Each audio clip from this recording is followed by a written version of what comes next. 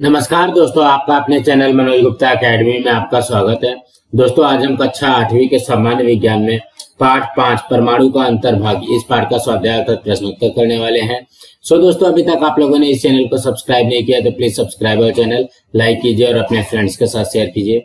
दोस्तों, आप लोग इस वीडियो को अच्छी तरीके से देख करके, अच्छी तरीके से सुन करके भी इसके प्रश्नोत्तर याद कर सकते हैं। ये है पाठ 5 परमाणु का अंतर्भाग, उसका स्वाध्याय कर लेते हैं।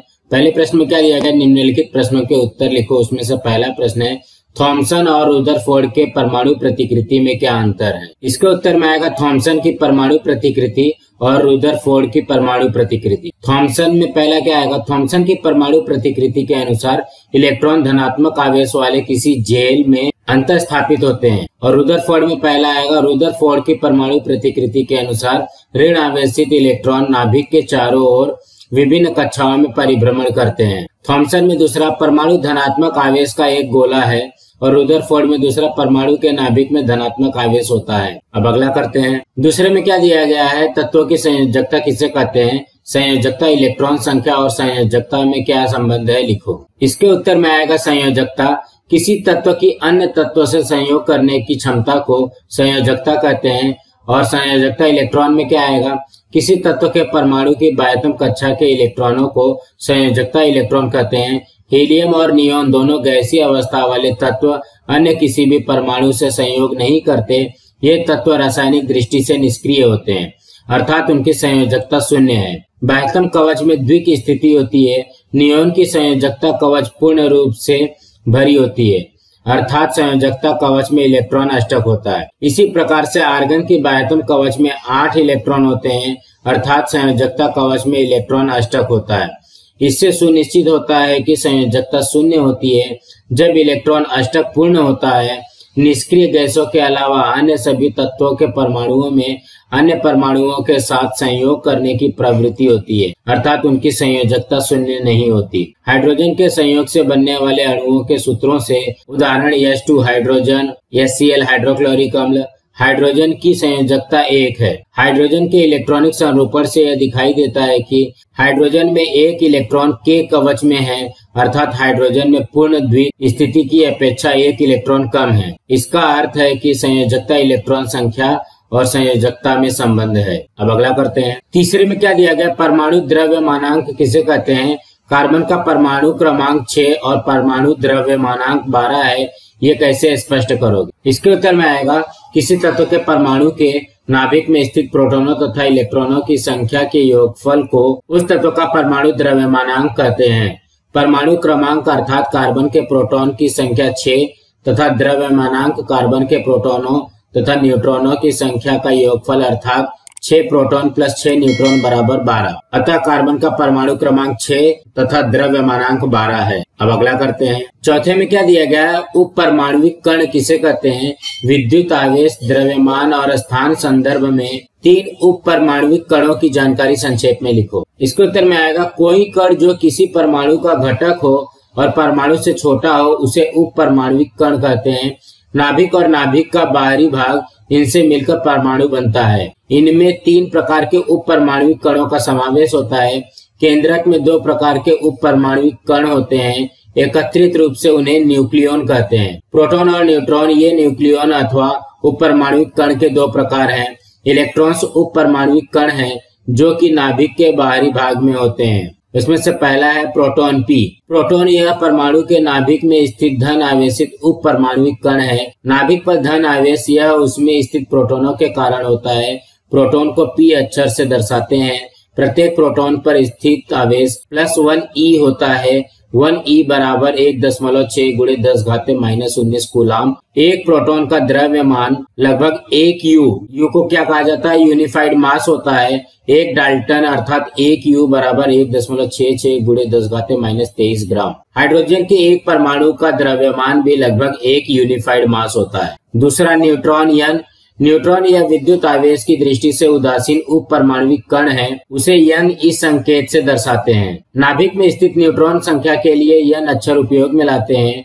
1 यूनिफाइड मास। इतने परमाणु द्रव्यमान वाले हाइड्रोजन को अपवाद छोड़कर बाकी सभी तत्वों के परमाणु नाभिक में न्यूट्रॉन होते हैं। एक न्यूट्रॉन का द्रव्यमान लगभग 1 U है, अर्थात करीब करीब प्रोटॉन के द्रव्यमान के बराबर है। और तीसरा है इलेक्ट्रॉन E। इलेक्ट्रॉन ऋण आवेशित उप परमाणविक कण है, इसे E- अक्षर से दर्शाते हैं। प्रत्येक इलेक्ट्रॉन पर एक इकाई ऋण आवेश -1 E होता है। प्रत्येक इलेक्ट्रॉन का द्रव्यमान हाइड्रोजन के द्रव्यमान से 1800 गुना छोटा होता है, अतः इलेक्ट्रॉन का द्रव्यमान नगण्य होता है। इलेक्ट्रॉन नाभिक के बाहरी भाग में नाभिक के चारों ओर विभिन्न कक्षाओं में परिभ्रमण करते हैं। इलेक्ट्रॉन जिस कक्षा में होता है उसी के आधार पर उसकी ऊर्जा निश्चित की जाती है। अब अगला प्रश्न करते हैं। दूसरे प्रश्न में क्या दिया गया है, वैज्ञानिक कारण लिखो। उसमें से पहला है परमाणु का संपूर्ण द्रव्यमान नाभिक में समाविष्ट होता है। इसके उत्तर में आएगा पहला, किसी परमाणु के नाभिक पर प्रोटॉन तथा न्यूट्रॉन होते हैं, इसका एक निश्चित द्रव्यमान होता है। दूसरा, नाभिक के बाहर अलग अलग कक्षाओं में परिभ्रमण करने वाले इलेक्ट्रॉनों का भार लगभग नगण्य होता है। और तीसरा है, अतः किसी परमाणु का द्रव्यमान केवल प्रोटॉनों तथा न्यूट्रॉनों की संख्या पर निर्भर होता है।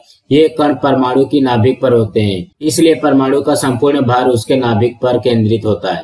अब अगला करते हैं। दूसरे में क्या दिया गया, परमाणु विद्युतीय दृष्टि से उदासीन होता है। इसके उत्तर में आएगा पहला, प्रत्येक परमाणु वास्तव में 2 भागों में अर्थात नाभिक तथा नाभिक के बाहरी क्षेत्र द्वारा निर्मित होता है।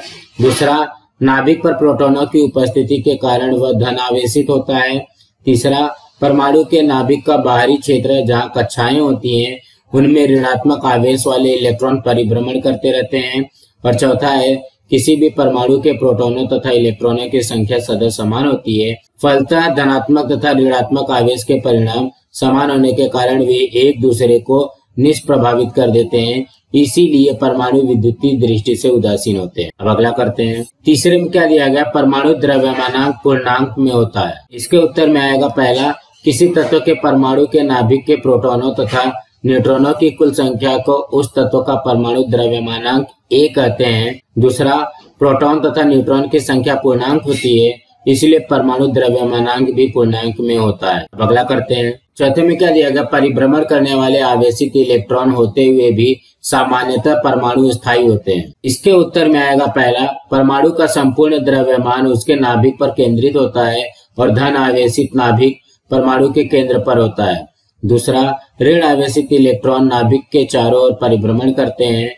और तीसरा है, सभी इलेक्ट्रॉनों के ऋण आवेश का योगफल नाभिक के धन आवेश के बराबर होता है। विपरीत विद्युत आवेशों का संतुलन होता है, अतः परमाणु स्थायी होते हैं। अब अगला प्रश्न करते हैं। तीसरे प्रश्न में क्या दिया गया, परिभाषा लिखो। उसमें से पहला है परमाणु। इसके उत्तर में आएगा, किसी तत्व के सूक्ष्मतम कण को परमाणु कहते हैं। सभी भौतिक रासायनिक परिवर्तनों में परमाणु स्वयं की पहचान बनाए रखता है। अब अगला करते हैं। दूसरे में क्या दिया गया, समस्थानिक। इसके उत्तर में आएगा, एक ही तत्व के समान परमाणु क्रमांक परंतु भिन्न परमाणु द्रव्यमानांक वाले परमाणुओं को समस्थानिक कहते हैं। अब अगला करते हैं। तीसरे में क्या दिया गया, परमाणु क्रमांक। इसके उत्तर में आएगा, किसी तत्व के परमाणु के इलेक्ट्रॉनों अथवा प्रोटॉनों की संख्या को उस तत्व का परमाणु क्रमांक कहते हैं। इसे Z द्वारा दर्शाया जाता है। अब अगला करते हैं। चौथे में क्या दिया गया, परमाणु द्रव्यमानांक। इसके उत्तर में आएगा, किसी परमाणु के नाभिक में स्थित प्रोटॉनों तथा न्यूट्रॉनों की संख्या के योगफल को उस तत्व का परमाणु द्रव्यमानांक कहते हैं। उसे A द्वारा दर्शाया जाता है। अब अगला करते हैं। पांचवें में क्या दिया गया, परमाणु भट्टी के मंदक। इसके उत्तर में आएगा, जिस पदार्थ का उपयोग न्यूट्रॉनों की गति को कम करने के लिए किया जाता है उसे संचलक या मंदक कहते हैं। अब अगला प्रश्न करते हैं। चौथे प्रश्न में क्या दिया गया, स्वच्छ एवं नामांकित आकृतियां बनाओ। उसमें से पहला है रुदरफोर्ड का विकिरण प्रयोग। ये है रुदरफोर्ड का विकिरण प्रयोग, इसको आपको अपने बुक में बना लेना है। अब अगला करते हैं। दूसरे में क्या दिया गया, थॉमसन की परमाणु प्रतिकृति। ये है थॉमसन की परमाणु प्रतिकृति। यहाँ पे देखो, ये इलेक्ट्रॉन है, ये धन आवेशित जेल है। अब अगला करते हैं। तीसरे में क्या दिया गया, मैग्नीशियम के परमाणु क्रमांक 12 इलेक्ट्रॉनिक संरूपण का रेखांकन। इसका आकृति बनाना है। यह है मैग्नीशियम का परमाणु क्रमांक, इसको आपको इस तरीके से बना लेना है। अब अगला करते हैं। चौथे में क्या दिया गया, आर्गन के परमाणु क्रमांक 18 इलेक्ट्रॉनिक संरूपण का रेखांकन करना है। यह है आर्गन परमाणु क्रमांक का। अब हम अगला प्रश्न करते हैं। पांचवें प्रश्न में क्या दिया गया, रिक्त स्थानों की पूर्ति करो। उसमें से पहला है, इलेक्ट्रॉन, प्रोटॉन, न्यूट्रॉन ये परमाणु में पाए जाने वाले खाली जगह है। इसके उत्तर में आएगा उप परमाणुविक कण। इलेक्ट्रॉन, प्रोटॉन, न्यूट्रॉन ये परमाणु में पाए जाने वाले उप परमाणुविक कण हैं। दूसरे में क्या दिया गया, इलेक्ट्रॉन पर खाली जगह आवेश होता है। इसके उत्तर में आएगा ऋण। इलेक्ट्रॉन पर ऋण आवेश होता है। तीसरे में क्या दिया गया, परमाणु के नाभिक के सबसे समीप वाली कवच खाली जगह है। इसके उत्तर में आएगा के, परमाणु के नाभिक के सबसे समीप वाली कवच के है। चौथे में क्या दिया गया, मैग्नीशियम की इलेक्ट्रॉनिक संरूपण 282 है। इससे यह ज्ञात होता है कि मैग्नीशियम का संयोजकता कवच खाली जगह है। इसके उत्तर में आएगा यम, मैग्नीशियम की इलेक्ट्रॉनिक संरूपण 282 है। इससे यह ज्ञात होता है कि मैग्नीशियम का संयोजकता कवच यम है। पांचवें में क्या दिया गया, H2O इस अणुसूत्र के अनुसार हाइड्रोजन की संयोजकता 1 है, इसलिए Fe2O3 इस सूत्र के अनुसार Fe की संयोजकता खाली जगह निश्चित होती है। इसके उत्तर में आएगा 3, H2O इस अणुसूत्र के अनुसार हाइड्रोजन की संयोजकता 1 है, इसलिए Fe2O3 इस सूत्र के अनुसार Fe की संयोजकता 3 निश्चित होती है। अब हम अगला प्रश्न करते हैं। छठवें प्रश्न में क्या दिया गया, जोड़ियां मिलाओ। यहाँ पे समूह अ दिया गया, समूह ब दिया गया, इसका जोड़ियां मिलाना है। इसके उत्तर में आएगा पहला प्रोटॉन धन आवेशित, दूसरा इलेक्ट्रॉन ऋण आवेशित, तीसरा न्यूट्रॉन उदासीन। अब अगला प्रश्न करते हैं। सातवें प्रश्न में क्या दिया गया, दी गई जानकारी के आधार पर ज्ञात करो। पहले में क्या ज्ञात करना है, न्यूट्रॉन की संख्या, दूसरे में क्या ज्ञात करना है, परमाणु द्रव्यमानांक, और तीसरे में क्या ज्ञात करना है, प्रोटॉन संख्या। तो इसके उत्तर में आएगा पहले में सोडियम 23 11 Na में न्यूट्रॉनों की संख्या 12 है। इसका फॉर्मूला है n बराबर a माइनस जेड। तो a कितना है 23 और z कितना है 11, इसमें से माइनस कर दिया तो 12 आया। दूसरे में क्या दिया गया, कार्बन का द्रव्यमानांक 14 है, और तीसरे में क्या दिया गया, क्लोरीन में प्रोटॉनों की संख्या 17 है। सो दोस्तों आज हमारा यहाँ पे पार्ट 5 का स्वाध्याय कंप्लीट हुआ। दोस्तों आप लोगों को ये वीडियो कैसा लगा, आप लोग कमेंट बॉक्स में जरूर लिख करके बताइए। इस वीडियो को ज्यादा से ज्यादा लाइक कीजिए, अपने फ्रेंड्स के साथ शेयर कीजिए ताकि उनको भी प्रश्न उत्तर मिल सके, और इस चैनल को सब्सक्राइब कीजिए। नमस्कार दोस्तों।